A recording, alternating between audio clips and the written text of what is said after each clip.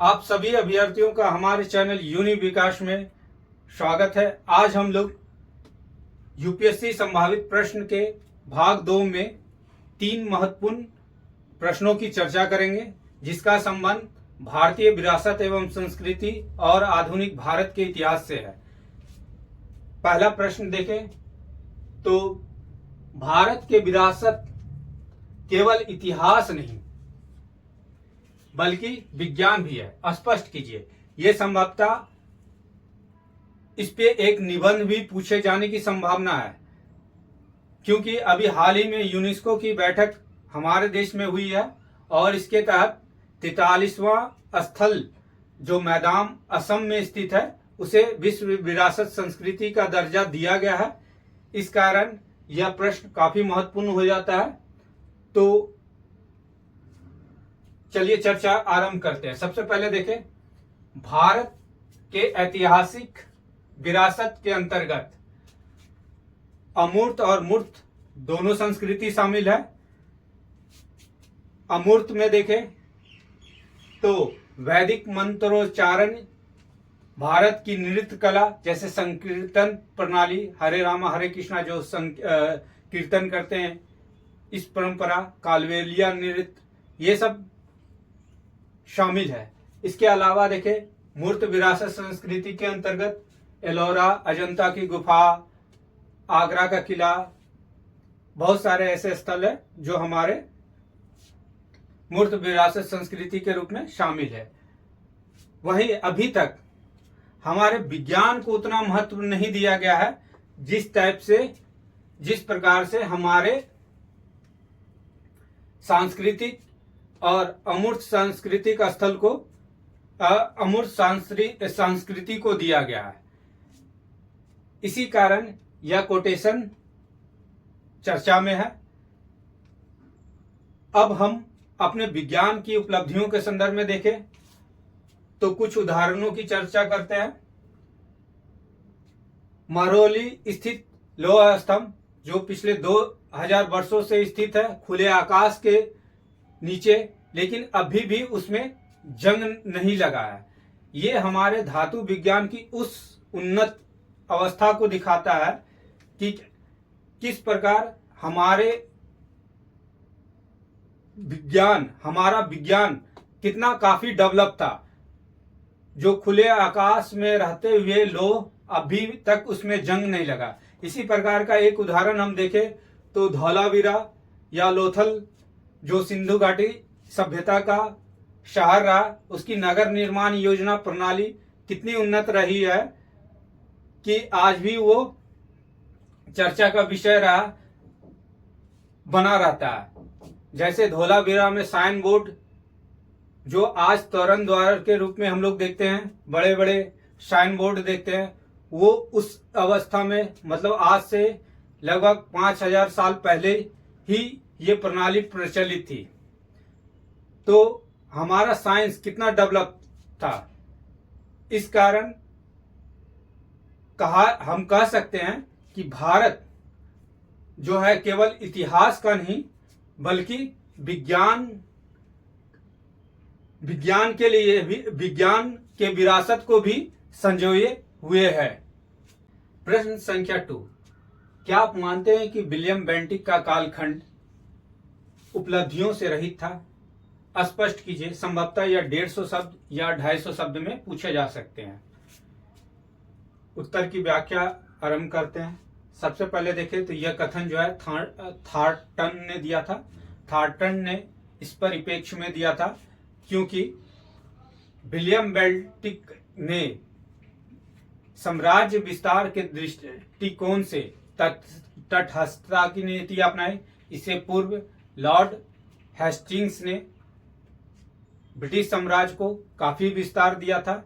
इस कारण इन्होंने यह स्टेटमेंट दिया। लेकिन ऐसा नहीं कहा जा सकता।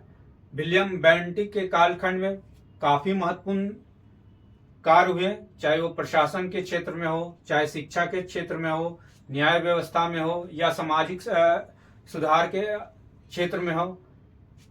इनके कालखंड में काफी काम हुआ है। सबसे महत्वपूर्ण दो क्षेत्र देखें तो सामाजिक क्षेत्र में इन्होंने सक्रिय हस्तक्षेप करके धारा 17 के माध्यम से सती प्रथा जैसे भारत में प्रचलित कुरीतियों का उन्मूलन किया। इसके बाद नरबली प्रथा या दास व्यवस्था के विरुद्ध कार्यवाही की। शिक्षा के क्षेत्र में मैकाले रिपोर्ट को लागू कर अंग्रेजी माध्यम और भाषा को ब्रिटिश औपनिवेशिक शासन ब्रिटिश भारतीय औपनिवेशिक शासन में लागू कर इन्होंने ब्रिटिश साम्राज्य के जड़े को मजबूत किया, जिसका प्रभाव बहुत हद तक वर्तमान में भी देखा जाता है। और मैकाले का यह स्टेटमेंट रंग रूप से भारतीय हो पर मानसिकता से ब्रिटिश हो, ये इस स्टेटमेंट को सत्यता प्रदान करता है। इस कारण कह सकते हैं या कहा जा सकता है कि साम्राज्य विस्तार के दृष्टिकोण से कुछ हद तक सही प्रतीत होता है, लेकिन अन्य कार्यों जैसे प्रशासनिक क्षेत्र में सुधार या फिर शिक्षा संबंधी सुधार, विशेष रूप से शिक्षा संबंधी सुधार के संदर्भ में यह सही प्रतीत नहीं होता है। प्रश्न संख्या 3, ब्रिटिश काल में बंगाल का द्वार धन आगमन के बजाय धन निकासी का स्रोत बना। संभवतः यह 150 शब्द या 250 शब्द में पूछे जा सकते हैं। चलिए चर्चा आरंभ करते हैं। 1700 में बर्नियर ने कहा है कि बंगाल में धन आगमन के 100 दरवाजे थे, लेकिन जाने का एक भी रास्ता नहीं था। लेकिन जैसे ही ब्रिटिश के द्वारा पलासी और बक्सर के युद्ध को जीता जाता है, इसके बाद बंगाल जो धन आगमन का स्रोत था वहीं वो धन निकासी के स्रोत में बदल जाता है। धन आगमन का स्रोत क्या क्या था उस समय? तो सिल्क के लिए मुर्शिदाबाद फेमस था, ढाका फेमस था। बंगाल से सूती कपड़े का निर्यात विदेशों में लगभग 95% होता था।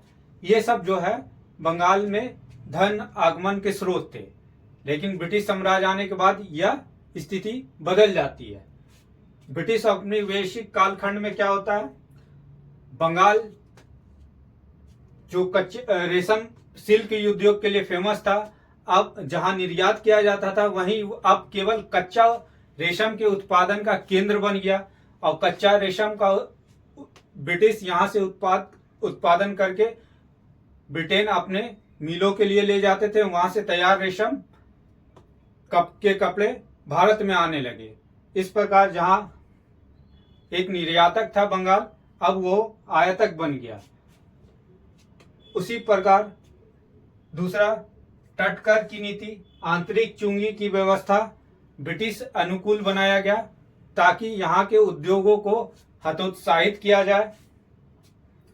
एक आंकड़े के अनुसार 1766-67 से 68 के बीच बंगाल से लगभग 57 लाख पाउंड की राशि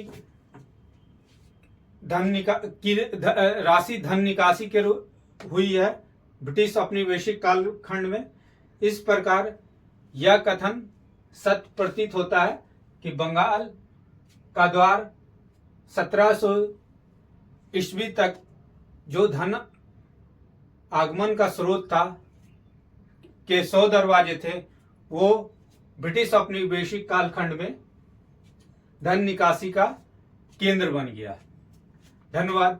आज के वीडियो में बस इतना ही। आगे अन्य वीडियो में कुछ अन्य महत्वपूर्ण प्रश्नों के साथ फिर से उपस्थित होंगे। तब तक के लिए धन्यवाद।